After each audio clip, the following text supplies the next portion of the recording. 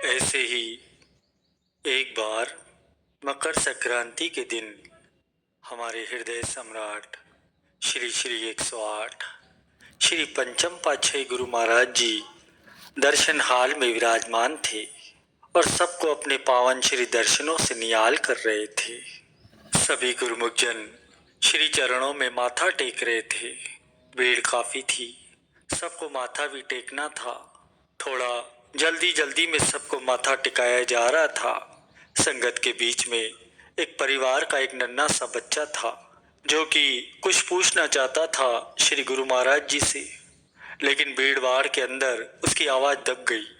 लेकिन महापुरुषों की दृष्टि तो महान होती है, हमारी दृष्टि सीमित होती है। हम एक सीमा तक देख सकते हैं, परंतु महापुरुष उन्हें तो त्रिकालदर्शी कहते हैं।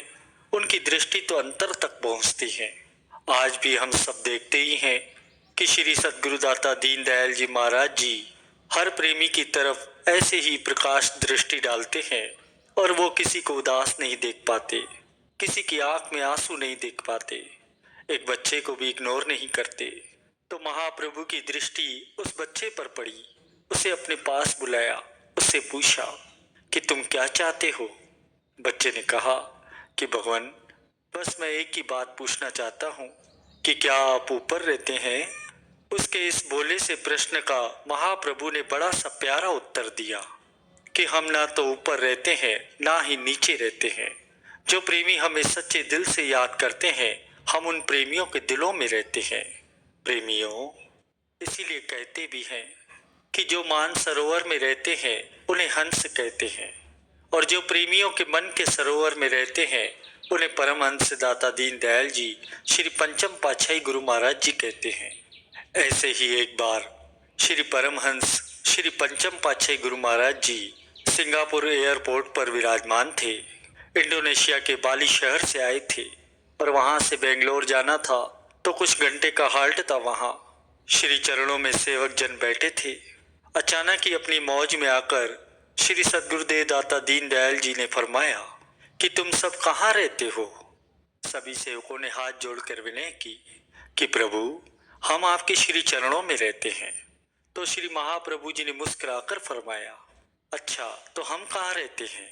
तो प्रेमियों ने अर्ज की कि प्रभु, आप हम सेवकों के हृदय में रहते हैं।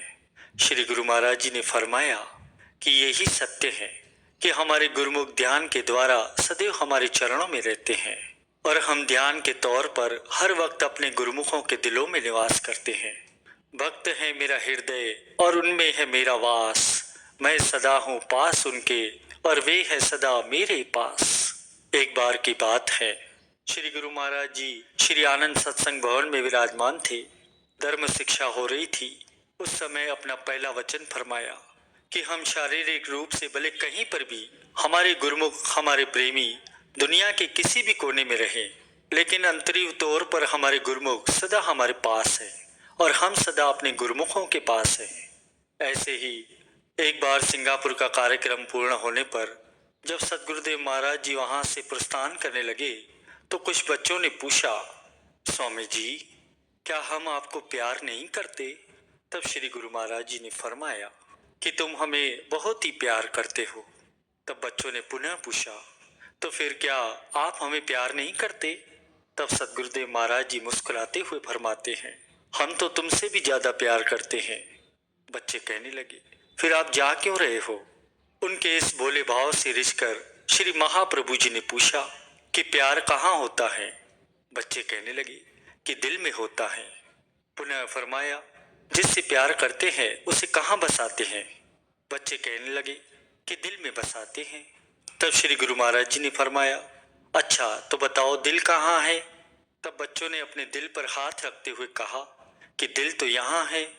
महाप्रभु जी ने फरमाया, हम कहाँ जा रहे हैं, हम तो तुम्हारे दिल में विराजमान हैं और सदा ही विराजमान रहेंगे। सदगुरु सदैव अपने गुरुमुखों के संग साथ ही रहते हैं।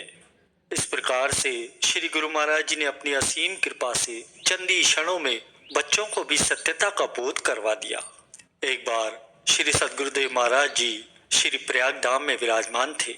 उस समय श्री गुरु महाराज जी की सेहत कुछ सुकोमल थी। संगतें श्री चरणों में आकर माथा टेक रही थी। और श्री दर्शनों का सौभाग्य पाकर निहाल हो रही थी। श्री गुरु महाराज जी सब पर अपना शुभ आशीर्वाद की वर्षा कर रहे थे, परंतु किसी से प्रवचन नहीं फरमा रहे थे। तभी एक प्रेमी श्री चरणों में आया।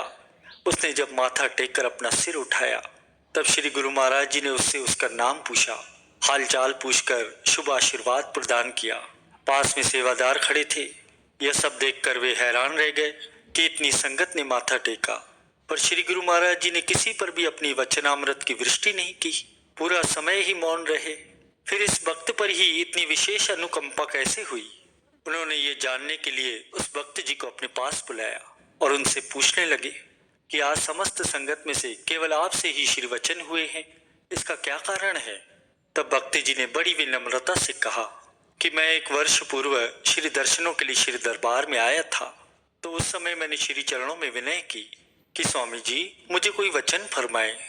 तब श्री गुरु महाराज जी ने फरमाया कि हम जो वचन करेंगे क्या तुम उनका पालन करोगे? तब मैंने पुनः विनय की कि अवश्य करूंगा स्वामी जी, आप मुझे ऐसी शक्ति प्रदान करना ताकि मैं निर्विघ्न आपके वचनों की पालना कर सकूं। तब श्री गुरु महाराज जी ने फरमाया, हमारी यह आज्ञा है कि आज से तुम 2 घंटे भजन और दोनों समय श्री आरती पूजा के नियम को पूरी दृढ़ता से करना। भक्त जी कहने लगे कि उस दिन से लेकर आज तक, चाहे मैं घर पर रहा या सफर में, चाहे किसी भी हालातों से गुजरा, परंतु न तो मैंने भजन छोड़ा और ना ही श्री आरती पूजा। मैं श्री गुरु महाराज जी के वचनों पर दृढ़ रहा। शायद यह उसी का ही फल है जो श्री गुरु महाराज जी ने मुझे पास बुलाकर वचन फरमाए और अपना प्यार भरा आशीर्वाद प्रदान किया। उस प्रेमी की बात सुनकर सबके हृदय में भी नित्य नियम से नियम पालन करने की प्रेरणा जागृत हुई। ऐसे ही एक दिन शाम के 6 बजे श्री गुरु महाराज जी सेवकों के संग सैर पर कृपा फरमाते हैं। स्पेन की ये लीला है। एक बहुत बड़े पार्क में सब कारें पहुंच गई। क्यारियों में रंग बिरंगी पुष्प शोभायमान हो रहे थे। सड़कें चौड़ी और साफ सुथरी थी। भक्तजन एक एक चीज दिखला रहे थे।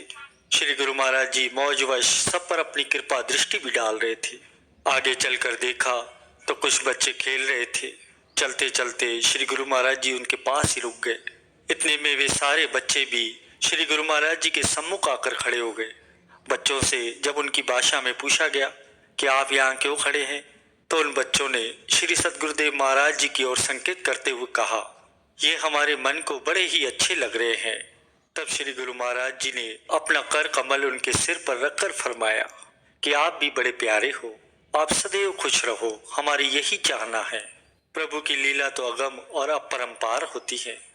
किस मौज में कहाँ पहुँचते हैं इनका कोई भेद नहीं जान सकता। किसी के शुभ संस्कार होते हैं तो वहां कृपा करते हैं और किसी के पास यहाँ ही पहुंचकर उनके शुभ संस्कार बनाते हैं। तब उनमें से एक बच्चे ने आगे बढ़कर कहा कि आज मेरा जन्मदिन है और उसी को मनाने के लिए हम सब इस पार्क में आए हैं। तब श्री गुरु महाराज जी ने उस बच्चे को अपने कर कमलों से कोक, चॉकलेट और टॉफियां भी दी। वह खुशी खुशी श्री गुरु महाराज जी का धन्यवाद करने लगा। फिर सभी बच्चों को प्रसाद भी दिया। अब उन बच्चों के साथ उनकी टीचर भी थी। उस टीचर ने आगे होकर अपने दिल के भाव व्यक्त किए। कहने लगी कि मैंने भारत के सदग्रंथों में गुरु की महिमा के विषय में पढ़ा है और सोचती थी कि क्या मुझे भी अपनी आंखों से ऐसे गुरु के दर्शन होंगे, पर ये कभी नहीं सोचा था कि वे तो मुझे स्पेन में ही मिल जाएंगे। आज तो मेरे अभाग्य है जो अपनी आंखों से यह सुंदर दृश्य देख रही हूँ। श्री महाप्रभु जी का आशीर्वाद पाकर उसकी आत्मा आनंदित हो उठी। Thank you so much. Video like करना, सब्सक्राइब करना।